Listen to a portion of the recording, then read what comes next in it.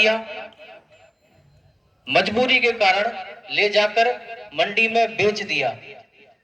ऐसा हमारे जो अन्नदाता हैं उनसे ज्यादा उस अन्न की कीमत कोई नहीं जानते। लेकिन उसकी कीमत जब यहां से 2 लाख छात्र, मैं केवल मथुरा की अगर बात करूं, जैसा मुझे भी सूचना या जानकारी है, तो प्रतिदिन 2 लाख छात्रों को भोजन कराना बड़ी बात नहीं है। लेकिन उसमें अगर एक शब्द जुड़ जाए प्रतिदिन, प्रतिदिन का मतलब हो गया चिंता, चिंता का अर्थ हो गया अभिभावक। तो एक अभिभावक स्वरूप यदि 2 लाख छात्रों के भरण पोषण में ये अक्षय पात्र फाउंडेशन इतना अपना योगदान दे रही है, तो ये एक निश्चित ही बहुत उपयोगी है और बहुत धन्यवाद के पात्र हैं। मैं जितना बोलूं उतना कम है। 2 शब्द हैं, 2 पंक्तियां हैं। निर्माणों के पावन युग में हम चरित्र निर्माण न भूलें, स्वार्थ साधना की आधि में वसुधा का सम्मान न भूलें। शील विनय आदर्श श्रेष्ठता तार बिना झनकार नहीं है। शिक्षा क्या स्वर साध सकेगी यदि नैतिक आधार नहीं है। कीर्ति कौमुदी की गरिमा में संस्कृति का उत्थान न भूलें। संस्कृति का उत्थान होता है मन से, मन बनता है अन्न से। जैसा खाए अन्न वैसा होए मन।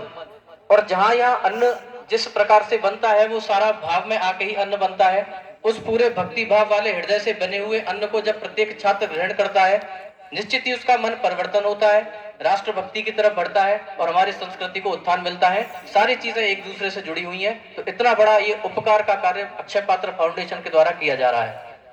क्योंकि शब्द आया संस्कृति का, तो इस संस्कृति शब्द में यदि मैं एक थोड़ा सा बहुत सूक्ष्म समय में अपनी बात समाप्त करूंगा।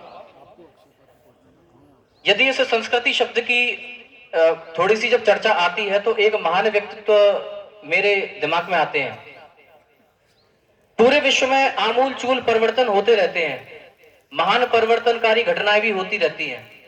यदि भारत के परिप्रेक्ष्य में देखें तो ऐसी एक महान परिवर्तनकारी घटना घटित हुई जिसमें कि एक ऐसे व्यक्तित्व का जन्म हुआ जिन्होंने पूरे विश्व में भारत की संस्कृति को पहुंचाया।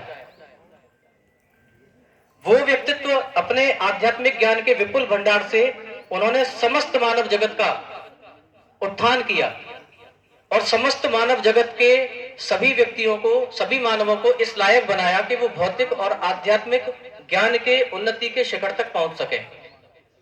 जिस समय हमारा ये पूरा समाज पतन की गहरी खाई में डूब रहा था, उस समय एक व्यक्तित्व का जन्म हुआ जिनका नाम है स्वामी विवेकानंद।